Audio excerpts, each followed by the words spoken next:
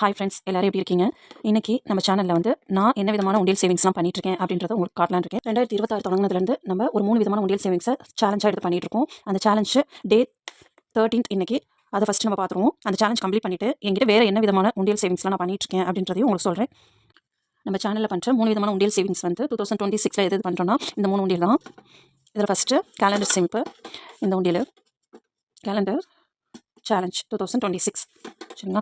இந்த கேலண்டர் சேமிப்புக்கு தான் நம்ம வந்து கேலண்டர் யூஸ் பண்ணுறோம். மந்த்லி கேலண்டர் ஒன்று எடுத்து யூஸ் பண்ணிக்கோங்க. நான் அதை ரிவர்ஸில் இருந்து அப்படியே அமௌண்ட் போட்டுட்டு வரேன். இப்போ 1ஆம் தேதி அன்றைக்கி ₹31 31 நான் உண்டியில் போட்டேன். இதில் அது மாதிரி ரிவர்ஸில் அப்படி பண்ணிட்டு வரோம். ஏன்னா நம்ம மந்த் ஸ்டார்டிங்கில் வந்து கொஞ்சம் நம்மள்கிட்ட காசு நிறையாவே இருக்கும். மந்த் எண்டு முடிகிறப்ப கொஞ்சம் கையில் காசு கம்மியாக இருக்கும். அப்போ நம்மளுக்கு வந்து ₹1 ₹2 ₹5 அந்த மாதிரி போடுறது ரொம்ப ஈஸியாக இருக்கும் அப்படின்றதுக்காக நான் ரிவர்ஸ்லேருந்து அப்படியே போட்டுட்டு வரேன். ஸோ 13 அன்னைக்கு ₹19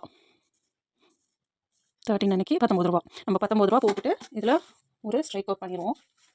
ஸோ இந்த சேலஞ்ச் உண்டியலுக்காக அன்னன்னைக்கு மட்டும் அப்பப்போ எடுத்து வைக்கிறதுக்காக இந்த பர்ஸ் யூஸ் பண்ணிட்டுருக்கேன் நான். ₹19 10 ₹10 15 16 17 18 19. ஸோ இன்றைக்கி சேலஞ்ச் கம்ப்ளீட்டட். கேலண்டர் சேமிப்பு சரிங்களா. உண்டியில் போட்டோன்னே நோட்லேயும் நம்ம எழுதிடுவோம். 13ஆம் தேதி ₹19 போட்டிருக்கோம் சரிங்களா.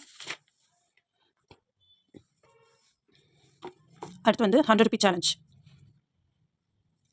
13ஆம் தேதி இன்றைக்கி. ஸோ அதுக்கு ஒரு ₹100 எடுத்து நம்ம உண்டியில் போட்டுருவோம்.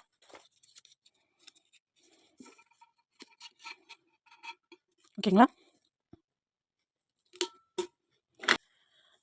இந்த ₹10 காயின் வந்து உங்களுக்கு ரெகுலராக கிடைக்குதான்னு பாருங்கள். ₹10 எந்த அமௌண்ட்டாக இருந்தாலும் நம்ம சேலஞ்ச் பண்ணுறப்போ உங்களால் ரெகுலராக கிடைக்குது அப்படின்னா அன்றைக்கி போடுங்க. அப்படி இல்லைனாலும் பெண்டிங் வச்சுட்டு நீங்கள் சேர்த்து போட்டுருங்க. அன்றைக்கி ₹10 போட்டிருக்கேன். 10th அன்றைக்கி வந்து 10th அன்றைக்கி எனக்கு வந்து ₹10 காயின் கிடைக்கல. ₹20 காயின் இருந்துச்சு. அதனால் அந்த ₹20 காயினை 2 தடவை அன்றைக்கே போட்டுட்டு 10 டேட்டை போட்டேன். ஸோ அதுக்கப்புறம் 11th டேட்டில் நான் எதுவுமே போடலை. அதுக்கப்புறம் ரெகுலராக 12th டேட்டில் 10 போட்டிருக்கேன் சரிங்களா.